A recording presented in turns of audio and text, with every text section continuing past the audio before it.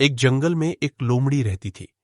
वह जब भी शिकार पर जाती थी, उसके पीछे चीते पड़ जाते थे और उसे शिकार छोड़कर भागना पड़ता था। कई बार तो उसे अपनी जान बचानी भी मुश्किल हो जाती थी। इसी सबसे परेशान होकर उसने एक तरकीब सोची। उसने अपने आप को चीता बनाने की सोची, लेकिन यह हो कैसे? इसी सोच विचार करते करते उसे एक उपाय सूझा। वह बढ़ई के पास जाती है। लोमड़ी, बढ़ई, मेरी पूंछ को काटकर लकड़ी की चीते जैसी पूंछ लगा दो, नहीं तो मैं तेरे बच्चों को उठा ले जाऊंगी।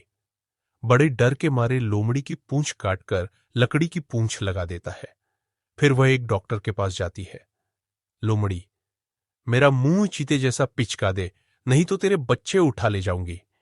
डॉक्टर उसका मुंह चीते जैसा कर देता है। उसके बाद लोमड़ी एक पेंटर के पास जाती है।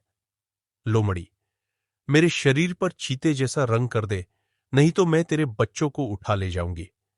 पेंटर उसके शरीर पर चीते जैसे रंगीन चित्रकारी बना देता है। अगले दिन वह चीतों के बीच में पहुंच जाती है।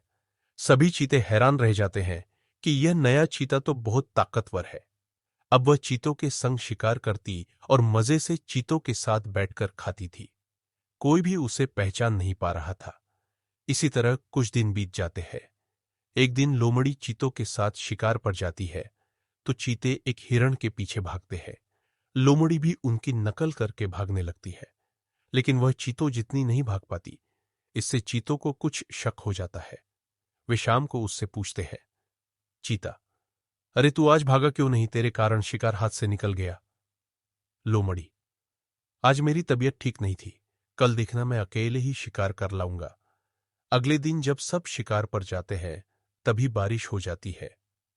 लोमड़ी का सारा रंग बह जाता है। यह देखकर चीते समझ जाते हैं। वह उसके पीछे पड़ जाते हैं। इसी भाग दौड़ में उसकी लकड़ी की पूंछ भी गिर जाती है। लोमड़ी किसी तरह जान बचाकर लोमड़ियों के झुंड में पहुंच जाती है। वहां जाकर कोई उसे नहीं पहचानता। लोमड़ी, मैं लोमड़ी हूं। मैं तो बचपन से तुम्हारे साथ रहती थी। लोमड़ी, अरे ये पता नहीं कौन है ना, तो इसके हमारे जैसी पूंछ है ना। इसका मुंह लोमड़ी जैसा है। इसे मार मार कर भगा दो, नहीं तो ये हमारे बच्चों को खा जाएगी। इसका मुंह चीते जैसा है। यह सुनकर सारी लोमड़ी उसे मारने दौड़ पड़ती है। लोमड़ी किसी तरह जान बचाकर दूर जंगल में पहुंच जाती है। अब वह न तो अपने झुंड की रही, न चीतों के झुंड की।